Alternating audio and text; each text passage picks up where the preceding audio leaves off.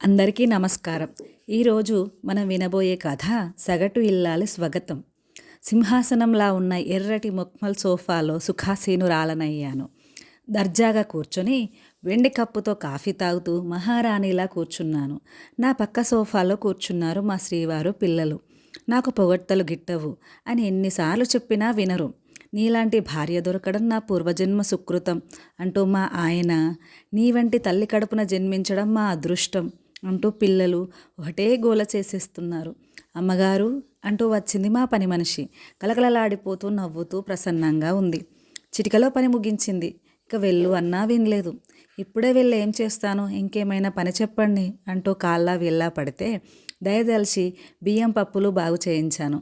ఇంకా పని చెప్పు అని ప్రాణం తినేస్తుంటే కసిరి పంపించేశాను. అంతలోనే వచ్చాడు మా టైలరు. నాకు ఆశ్చర్యం వేసింది. గురువారం నాడు ఇస్తానన్నాడు బట్టలు. ఇవాళ ఇంకా మంగళవారమే. ఆ మాటే అడిగాను. వినయంగా నవ్వాడు. ముందు జాగ్రత్త కోసం అలా చెప్తాం. పని అయిపోయింది, పట్టుకొచ్చాను. సరిగా ఉన్నాయో లేదో చూడండి అన్నాడు. వేసుకుని చూశాను. బ్రహ్మాండంగా కుదిరాయి. ఆ మాటే చెప్తే ఆనందించి డబ్బు తీసుకుని నమస్కారం పెట్టి వెళ్ళిపోయాడు. స్నానం ముగించాను. నాకేం చీకా చింత, పనేం లేదు. అందుకే దర్జాగా కారపూస తింటూ టీవీ ముందు కూర్చున్నాను. వీపు మీద పెడీమని తగిలింది. అదిరిపడి లేచాను. ఏమిటా మొద్దు నిద్ర, బెల్ మోగుతుంటే వినిపించలేదు అని విసుక్కున్నారు ఆయన. చెవులు చిల్లులు పడేలా మోగుతోంది కాలింగ్ బెల్. నిద్ర మత్తు వదిలిపోయింది. ఆదరాబాదరాగా లేచి వంటింట్లోకి పరిగెట్టి గిన్నె తీసుకుని తలుపు తెరిచాను. ఎదురుగా పాలవాడు తుమతుమలాడుతున్నాడు. ఎంతసేపమ్మా, ఇంతకీ బయటికి రావేం? మీ ఒక్క ఇల్లేనా నాకు? ఆలస్యమైతే అందరూ నన్ను దుమ్మెత్తి పోస్తారు. ఇంటింటి ముందర ఇలా పడిగాపులు పడాలంటే నా వల్ల కాదు. రేపటి నుండి బెల్ ఒకేసారి కొడతాను. తలుపు తీస్తే సరే, లేదా నా దోవన నేను పోతాను. మళ్ళీ నన్ను అనకండి అన్నాడు. ఏమైనా అంటే పౌరుషం పుడుచుకు వస్తుంది. ఎదురు సమాధానం చెప్తాడు. ఉసూరు అనిపించింది నాకు. పొద్దున్నే మంగళవాయిద్యం వింటే రోజంతా మంగళప్రదంగా గడుస్తుంది అనేది మా అమ్మమ్మ. మంగళవాయిద్యం లేకపోతే పీడా పోయింది. అదేమి కర్మమో, నిద్రలేస్తూనే చివాట్లతో మొదలవుతుంది నా దినచర్య. పాలు తీసుకుని వంటింట్లోకి వెళ్ళి నడుం బిగించి రంగంలోకి దిగాను. హాల్లోంచి 100 కుక్కలు 1000 గాడిదలు ఒకేసారి అరచిన శబ్దం వచ్చింది. పిల్లలు లేచారు. సౌండ్ సిస్టంలో హై వాల్యూమ్తో వెస్ట్రన్ మ్యూజిక్ పెడతాడు పుత్రుడు. టీవీ తార స్థాయిలో పెట్టుకుంటుంది పుత్రిక. ఇద్దరిని కసిరి కాస్త సౌండ్ తగ్గించేలా చేశాను. పేపర్ వచ్చిందా అంటూ బెడ్రూమ్లో నుంచి కేక వినిపించింది. వాకిట్లోకి పరిగెట్టాను. ఏడుపొచ్చినంత పనైంది. యథాప్రకారం తడి నేల మీద పడి ఉంది న్యూస్ పేపర్. మా పని మనిషి తెల్లారగానే వచ్చి వాకిలి కడిగి ముగ్గు వేసి వెళ్ళిపోతుంది. అదలా వెళ్ళగానే వస్తాడు పేపర్ కుర్రాడు. సైకిల్ దిగకుండానే పేపర్ విసిరేసి వెళ్ళిపోతాడు. ఆ పేపర్ కాస్త గాలిపటంలా ఎగురుకుంటూ వచ్చి తడి నేల మీద పడుతుంది. అలా విసరకు నాయన, గోడ మీద పెట్టు అని 1,00,000 సార్లు బతిమాలుకున్నాను. నాకెలా కుదురుతుంది? ప్రతి ఇంటి ముందు సైకిల్ దిగి స్టాండ్ వేసి పేపర్ పడేయాలంటే బోలెడంత టైం వేస్ట్. మీకు ఇబ్బందిగా ఉంటే నేను నచ్చే టైంకి వాకిట్లో నిలబడితే విసరగానే పట్టుకోండి అని సమాధానం చెప్తాడు. తడి పేపర్ తీసుకువెళ్ళి ఇస్త్రీ పెట్టే ప్లగ్ పెట్టి జాగ్రత్తగా ఇస్త్రీ చేశాను. తడిపోయి పిల్లపిల్లాడింది పేపర్. వరుస క్రమంలో మడత పెట్టి తీసుకెళ్ళి ఆయనకు అందించాను. వంటింట్లోకి వెళ్ళి కాఫీ టిఫిన్లు తయారు చేశాను. అందరినీ డైనింగ్ టేబుల్ దగ్గరికి పిలిచాను. ఇడ్లీ పచ్చడి చూసి మా పిల్లలు మొహాలు మార్చుకున్నారు. అది మా ఇంట్లో అలవాటే. ఇడ్లీ, దోశ, ఉప్మా వగైరాలు చేస్తే పిల్లలకు నచ్చదు. ఏమిటమ్మా ఈ పురాతనం వంటలు అని సనుగుతారు. వాళ్ళకి బ్రెడ్, బటర్, నూడిల్స్, కట్లెట్స్ కావాలి. పోనీ అని చేస్తే ఆయనకి చిరాకు. ఏమిటో లండన్లో పుట్టి పారిస్లో పెరిగినట్లు కాంటినెంటల్ బ్రేక్ఫాస్ట్ నువ్వును అంటారు. అందరికీ ఆనందం కలిగించాలంటే 2 రకాలు చేయాలి. పోనీ నేను కింద మీద పడి చేయాలనుకున్న బడ్జెట్ అంగీకరించదు. అందుకని వంతుల వారిగా అక్షింతలు వేయించుకుంటూ ఉంటాను. టిఫిన్లు ముగించి ఎవరి దోన వాళ్ళు వెళ్ళారు. అంతలోనే వచ్చింది మా పని మనిషి. ఏమిటమ్మా, గిన్నెలు ఇంకా బయట వేయలేదు అని నిలదీసింది. ఆవిడ గారు వచ్చేసరికి గిన్నెలు బయట వేసి వాటి నిండా నీళ్లు పోసి ఉంచాలి. లేకపోతే కడిగిన గిన్నెల్లో నిన్నటి కూర, మొన్నటి పచ్చడి భద్రంగా ఉంటాయి. అదేమంటే గిన్నెలు ఎండిపోయాయి, నేనేం చేయను అని ఎదురు ప్రశ్న వేస్తుంది. హడావిడిలో గిన్నెలు బయట వేయడం మర్చిపోయాను. గిన్నెల్లో నీళ్లు పోసి పెట్టండి. ఈలోగా ఇల్లు చిమ్మి బట్టలు ఉతుకుతాను. చీపురు తీసుకుని హాల్లోకి వెళ్ళింది. పిల్లలు టీవీ ఆపలేదు. ఏదో సినిమా వస్తుంది. కురుక్షేత్ర మహాసంగ్రామంలో అశ్వత్థామ హతః అనే మాట ధర్మరాజు నోట విని ద్రోణాచార్యుడైనా ఒక్క క్షణం ఆగి అస్త్ర సన్యాసం చేశాడేమో కానీ మా పని మనిషి మాత్రం మాత్రం ఆలస్యం కూడా చేయదు. సినిమా కానీ సినిమా పాట కానీ చూసిందో ఠకామని అస్త్ర సన్యాసం చేసేస్తుంది. చీపురు అవతల పారేసి టీవీ ముందు కూర్చుంది. సూరు అనిపించింది నా ప్రాణం. అసలైన వేలాపాలా లేకుండా దినమస్తమానం సినిమాలు వేయాలనే ఆలోచన ఎవరికి వచ్చిందో కానీ వాడిని గుండేసి కాల్చాలి. గంటసేపు నిరాటంకంగా సినిమా చూసి ఒళ్ళు విరుచుకుంటూ లేచింది. గడియారం చూసి కెవ్వుమంది. అయ్యో బాబోయ్, ఆలస్యం అయిపోయింది, మళ్ళీ కేరేజీలు తీసుకెళ్ళాలి అంటూ ఆదరా బాదరా 2 నిమిషాల్లో అంట్లు తోమేసింది. బట్టలు సబ్బులో ముంచి ఈ పూటకి మీరు జాడించుకోండి అంది. ఏమైనా అంటే బట్టల మాట అలా ఉంచి నన్ను జాడించేస్తుంది. ఇసురోమని బట్టలు ఉతికి స్నానం చేసి తయారై తలుపు తాళం పెట్టి బయలుదేరాను. బోలెడు పనులున్నాయి. కరెంటు బిల్లు కట్టి బ్యాంకుకు వెళ్ళి కూరలు కొనుక్కొని టైలర్ దగ్గరికి వెళ్ళాను. ఆ టైలర్ మా ఏరియాలో బాగా పేరున్నవాడు. షాపు కిటకిటలాడుతూ ఉంటుంది. బట్టలు బాగానే కుడతాడు కానీ మీ లెక్కేమిటి అన్నట్లు ఉంటాడు. 1/2 గంట పడిగాపులు పడ్డాక రసీద్ తీసుకుని జాకెట్లు వెతికి తీసుకొచ్చాడు. చూడగానే గుండె ఠారుమంది. సీదా సాదాగా కుట్టమని ఇచ్చిన బట్టతో కుచ్చులు పువ్వులు పెట్టి కుట్టిపడేశాడు. ఒళ్ళు మండిపోయింది. ఏమిటిది అని ఖచ్చితంగా అడిగాను. అలా జరగడానికి వీల్లేదు అంటూ సనుక్కుంటూ ఖాతా పుస్తకం చూశాడు. నెంబర్ తారుమారు అయింది. కుట్టుకూలు ఇవ్వద్దులేండి అన్నాడు ఉదారంగా. ఒక్క జాకెట్ బట్ట 80 రూపాయలు. నిక్షేపం లాంటి 2 బట్టలు తగలెట్టి పైగా మాట వరసకి పొరపాటైందని చెప్పి నన్ను నా కర్మానికి వదిలేసి వేరే వాళ్ళతో మాట్లాడుతున్నాడు. ఏం చెయ్యను, ఏమని మాట్లాడను. ఇక ముందు నీకు బట్టలు ఇవ్వను అని బెదిరించగలను. అంతే నేను చేయగలిగింది. మహారాజులా మానేయి. శతకోటి లింగాలలో నువ్వో బోడిలింగానివి. నువ్వు మానేసినంత మాత్రాన నా వ్యాపారం మూలపడుతుందా అంటాడు. నా కడుపులో మండిన అది అక్షర సత్యం. విదేశాల్లో వ్యాపారస్తులు కస్టమర్ ఈజ్ గాడ్ అనే సూక్తిని పాటించి గౌరవిస్తారట. దేవుడులా చూడకపోతే కనీసం సాటి మనిషిగా చూస్తే చాలు, మహాభాగ్యం. ఆ రోజులు ఎప్పుడొస్తాయో. బయట పనులు చక్కబెట్టుకుని వంటికి వచ్చేసరికి వాకిట్లో సైకిల్ ఉంది.